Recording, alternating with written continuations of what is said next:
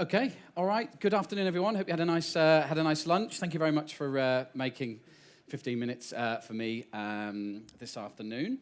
As it said, the title of this is State of Mobile 2022. So I'm going to be sharing a few perspectives and insights that we've seen so far this year. This is me. My name's Karl Knights. I'm Managing Director for Data AI across EMEA. This is probably a really important question to start with. Who are Data AI? Who is Data AI? Just to be very clear, the short answer to that is artist formerly known as App Annie. We changed our name 4 months ago.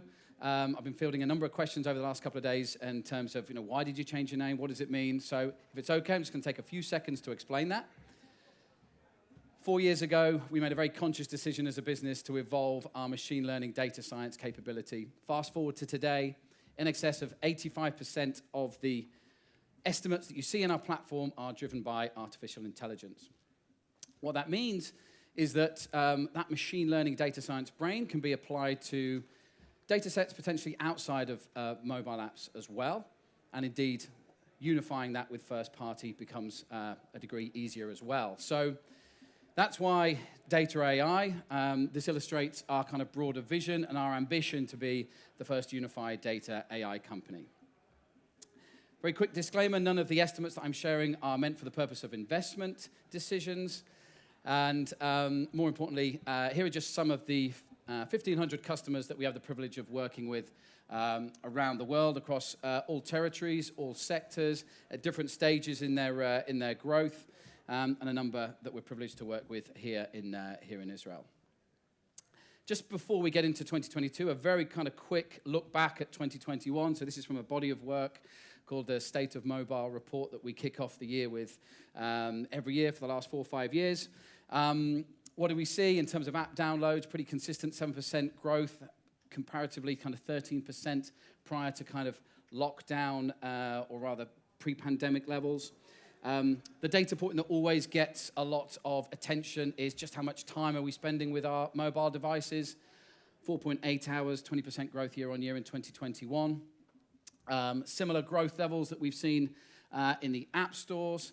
And for many of you that might be involved with the kind of the daily challenge of user acquisition, no surprise there that mobile ad spend up to just shy of 300 billion in 2021. That'll be around 360 by the end of this year. And perhaps all of that, no surprise that 73 billion of VC money into mobile tech as well last year. So that's just a little bit of a backdrop before we get into, as I say, what are we seeing in 2022. So to begin with, just looking at some kind of high-level KPIs in terms of total apps published so far in 2022. So this is good up until June 13th. And as we see, there's certainly no slowing yet in terms of total new apps being published. Around 70% of those on the Google Play Store, so in excess of 500,000 already, and just shy of 200,000 in iOS. In terms of time, that also shows no sign of slowing. Across 4 markets, that's now in excess of 5 hours per day. And those boxes, if you can see them there, sorry, that's a bit of a challenge. We're looking at the kind of 2-year comparison there across all of those markets in terms of total time spent, and that's increasing anything from kind of 25 to 35%. So time doesn't seem to be slowing in any way, and indeed spend as well. So just looking at Q1 here on Q1 2020. So again, kind of looking at that kind of 2-year perspective. 42% growth across both iOS and Google Play. Interestingly, 65% of that predominantly in the iOS platform. That share is even greater when we think of non-gaming apps, more around kind of 73%. And if we just double-click into that a little bit deeper, what we see is yes, still the kind of dominance of the US market. Slight caveat here, the China numbers do not include third-party Android data, so that would grow that quite significantly, but still that US market is significantly large in comparison to the rest of the world. Interesting to see 1 or 2 markets really punching above their weight, the likes of Canada and Australia. But yeah, conscious of time, and that's just a very kind of high level of some of the KPIs that we're seeing so far in 2022. I want to spend a bit of time now going a little bit deeper into downloads. And what you're looking at here is something called that we've been working very hard on at Dataai called App IQ. Now, some of you might be familiar with the Game IQ product that we released a couple of years ago. The problem that we're looking to solve there is really an outdated and oversimplified taxonomy for apps, specifically in the gaming sector. We've now applied that to the wider app ecosystem. So it's really trying to solve the problem of if you went into any of those app stores today and put lifestyle, you're likely to get Amazon Alexa, Pinterest, and Tinder, neither of which are necessarily the most kind of relevant or same use case. So applying this now to in excess of 30,000 apps. We have 19 different genres, 152 different subgenres. And what we can see here is Q1 2022 this year, nearly 37 billion downloads, how they were distributed in terms of those various different genres. So utility and productivity, significant tools, VPN services, personalization, entertainment, continuing growth in OTT, music services, and short videos like TikTok. But once we've kind of got this level, then we can dig a little bit deeper. And we're going to go into, seeing as many of us kind of traveled some distance today, we'll go into that kind of small blue slither at about 11 o'clock there in terms of travel. So again, travel category, normally you have everything in there from, in this case, Gas Buddy to United Airlines to Verbo to hire a villa. Again, just being able to extract more specific, granular insight. What we see here is, in fact, the transport navigation relatively flat. Gas Buddy was the leading downloaded app in this period in the US. And indeed, what we are seeing is a return to more traditional holiday-type activities. So airline apps, United Airlines, the leading app downloaded in this period, and a lot of those hotel booking and integrated services. So, again, we look at this to kind of illustrate what do we kind of sense, what do we feel in the market, and indeed, getting back to travel. If nothing else, it's people going to events like this. If your LinkedIn feed's anything like mine, then it's everybody getting back to conferences and hashtag IRL. But if we go a little bit deeper again into more specifically here, kind of select travel and lodging apps, again, just trying to get a sense from our kind of hotel activities, searching for places to stay, places to travel, a pretty significant return to normal behavior. Pretty remarkable performance here, if you see from the likes of Expedia, 162% growth in this period. But interesting how all of them, have really scaled over the last 2 to 3 months, all to be at the similar levels of around kind of 90 million downloads. So that was travel. I wanted to kind of pick on that. Now kind of switching to, I suppose, social media and kind of two ends of the spectrum. The first end of, let's say a more kind of virtual representation, we're seeing some really interesting behavior here in terms of, I suppose, comfort with the metaverse, and this specifically kind of downloads of avatar social apps. So 60% growth year over year, in excess of 200% if we look at that over the last 2 years. So does this kind of illustrate an increased comfort, particularly in the kind of, as you would expect, the Gen Z demographic? That's at one end of the spectrum. At the other end, perhaps a kind of antidote to the kind of filtered and staged social media that we've become familiar with. Familiarity with Be Real? Anybody here? Hands up. Who's on Be Real? There's 2. Wow. Well, there's opportunity to grow, clearly.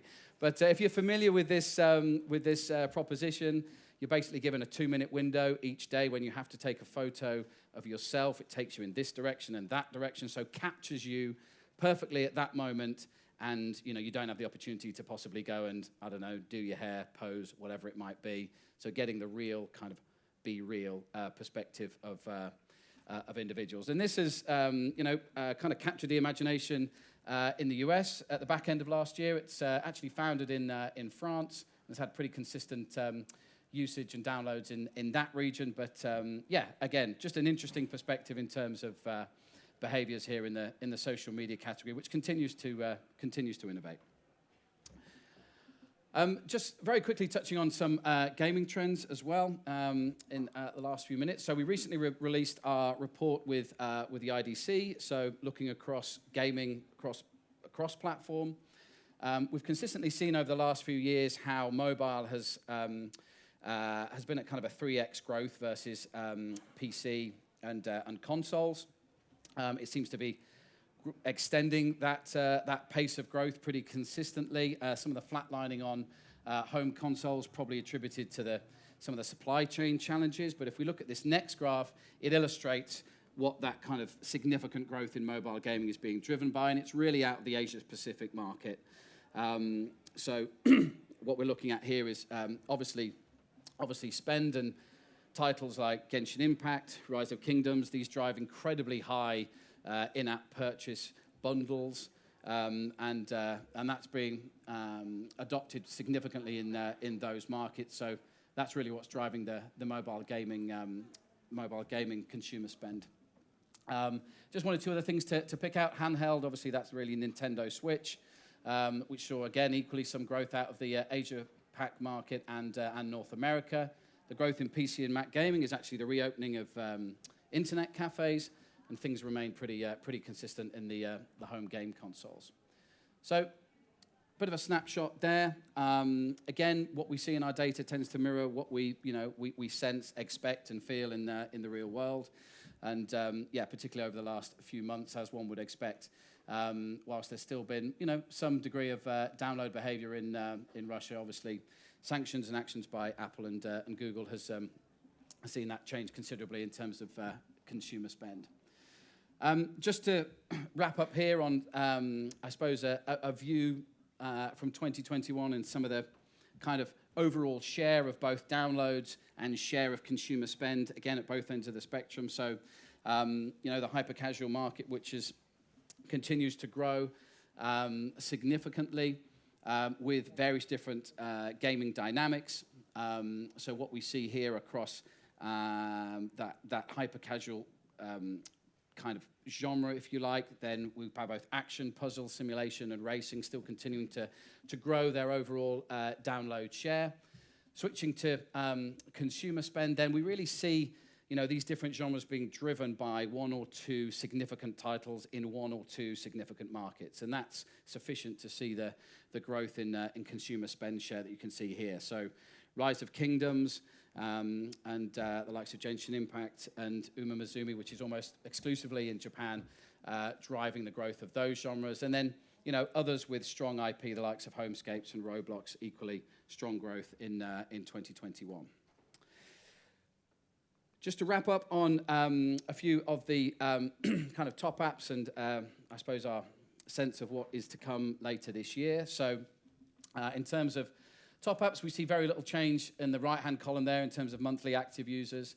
Interesting to see how Telegram has bumped up a place. Perhaps that's an illustration of privacy becoming even more important. Consumer spend, that continued growth of personal entertainment services, HBO Max, Disney Plus, storage with Google One. So again, that's a trend that we've seen consistently over the last 3 to 4 quarters. And not a huge change in the top downloads, but Snapchat had an exceptionally strong Q1 with gamers and Gen Z. And a similar perspective on gaming. To start with downloads on the left-hand side, interesting to see Merge and Fight come in at 5th in this chart. So again, kind of evolution of that hyper-casual genre, more of a kind of core card battle game, for want of a better phrase. And we're seeing that scaled pretty competently, along with other familiar hyper-casual games, the likes of Talking Tom still doing particularly well, and Roblox, Free Fire, and Subway Surfers remaining at the top. When it comes to consumer spend, the core genres of RPG, of Battle Royale, and of Battle Arenas as well. So all of those categories still continuing to perform the strongest in terms of consumer spend. Genshin Impact in particular, which just over the last year has seen an enormous rise in consumer spend. And then really just to round off monthly active users, again, these are all the kind of familiar games which transcend mobile gaming, and kind of household names, the likes of Roblox, Candy Crush, Minecraft, Call of Duty, and Pokemon, which has sustained in this list for many, many years as something that we still continue to dip in and out of from time to time. Not long left, so just a few predictions that we made really at the start of this year. TikTok to surpass 1.5 billion active users. They've already done that. Pinterest and Temple Run to reach 1 billion. They've already done that.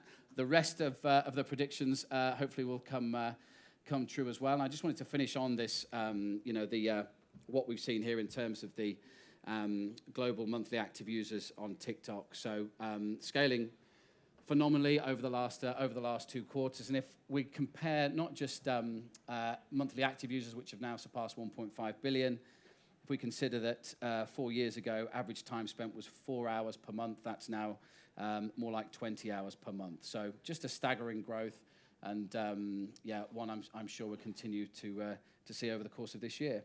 40 seconds over. I hope that wasn't too bad. All right. Thank you very much, everybody.